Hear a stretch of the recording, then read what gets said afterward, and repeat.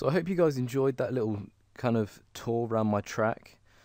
This is the first track that I've made so far in TrackMania Stadium, and basically I thought with my first track is I would try and include everything that I did, well, every kind of feature in the game. But that first time is that time there it wasn't my first time around it. I've actually ended up with about 10 hours worth of practice time on this track, or so the game tells me. But that's whilst editing the track as well, trying bits out whilst I was building it. But I thought I would try and incorporate every aspect of the track building system whilst on my first track. So you see I've got the really long kind of dirt bit over here, and then all the barrels and loops and this kind of strange inside section here, which was actually probably one of the best bits to build. But you can see in here I kind of left it dark so that it had sort of an atmosphere, and randomly put some water around. But I'm actually very pleased with how it turned out, because I wasn't expecting it to be particularly good for my first track, but I can safely say it was really, I'm quite proud of it, I must say. Killer Wasp, actually, when he was over the other day, he came on and had a go on it, and I can safely say that it's not a very easy track. It is made for people who can, well, who know the game and who are fairly good at the game, because my younger sister's only 13, and it took her 10 minutes to get around, with a little assistance from me at the end when she gave up. And I don't blame her, because it is quite a tricky track, considering I can't really judge because I know the track, I made it, I know where everything goes, but I can safely say it's quite diverse, really. I may have gone a bit overboard with all the loops in the centre, and all the loop-de-loops and barrel rolls and all sorts. I think that bit there is my favourite part of the track, where you drop down into here and then you come round, go up the wall and come back under yourself. I think that's my favourite part of the track, because it's so hard to line up, but it looks so goddamn good when you get it right. And I briefly spent like half an hour going around putting all these little towers and things in, but I had to do all these little bits here so that you can just come down here and jump straight over. So it's literally impossible to get over there. I've made it so it's, well, I'm yet to see anybody try and get over there. I can't get over there by skipping on all these, because it's grass. It's hard to keep up all the speed. But I'd love to know if anybody wants to see any more tracks from me, or what types of tracks, or generally what you think of this track. But what I'm going to do is I'm going to put in the description a load of links and stuff, and I will put in a couple of downloads so that you can actually download this track, and actually so that you can download my car as well. Now, how you go about downloading the track is, well, not downloading it, putting the track in, is I notice some people zip their files up, but I don't really see the point, because they're not particularly big files anyway.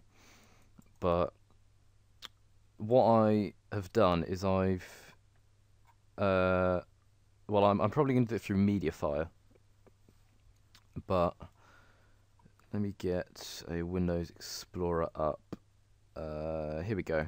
You go into your libraries documents. This is for Windows 7 people, but it should be the same for anybody else. You go libraries documents, Mania Planet, maps, my maps, and then I'll literally just put it in. You just literally just chuck the file in there. I think I will put it into Mediafire as a GBX file if it'll let me. But I don't know why it's got its own formats and rubbish, but oh well.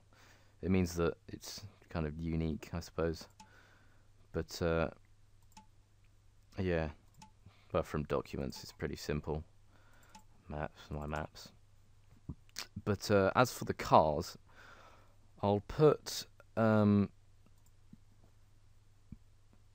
link to where I got all of my cars from, because I'll show you all my cars in a second.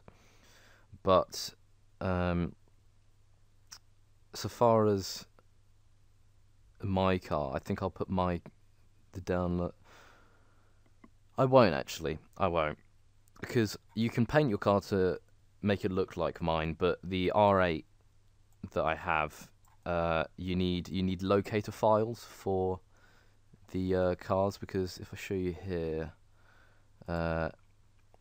when in your car folder, so you go to Mania Planet Skins, Models, Stadium Cars, because if you go to Models, you've got Canyon and everything, because I've got Canyon now as well. I've got my Canyon car in there as well, but you know, these only get put into zips once the locators have been used. So basically what you do is you download the locator and you download the main file for the car, and you fire up the game and go into your your models through your profile, and it'll take like 5 minutes if you have as many as me. But well, not even that. But it'll load up all the cars using the locators, and then you can delete the locators afterwards. But I'll show you the cars that I've got. You probably saw some of the names there, but I shall go and show you all the ones that I got. I think I literally got all of the ones from the website that I found. I haven't come across any others, but I suppose I haven't really been looking, because I'm quite happy with the ones that I've got. Come on, quit. What are you doing? There we go. Right. So, if I go back, here we go. Models. Yeah, I've got. Here we go. If I go all the way back to the beginning, I have this one. Now, basically, the thing with the cars is, I think the only thing that you can change about the cars is the wheelbase, and then it's literally handles the same and everything else. But I've noticed some of them do handle very slightly differently, but I don't really know. I mean, I've got 458 GT, that's quite nice. That does look almost as good in game as it does there, and I've got a Chem Block logo here, which I think is pretty awesome. I'm a big Chem Block fan. I think he's really awesome. So that sprung up to me. I thought, wow, I need that. And this Canyon GT car is kind of an adaptation of the Canyon car that you use on TrackMania 2 Canyon, which I think actually looks better than the actual Canyon car. I think that looks pretty cool. That does look literally like that in the game. I haven't actually tried the Quattro out yet. I'll put a section at the end of this video with me trying out all of these cars, so that you can see what they're like in the actual game and decide for yourself which ones are the best. And here you go. This is how you get the R8 that I have.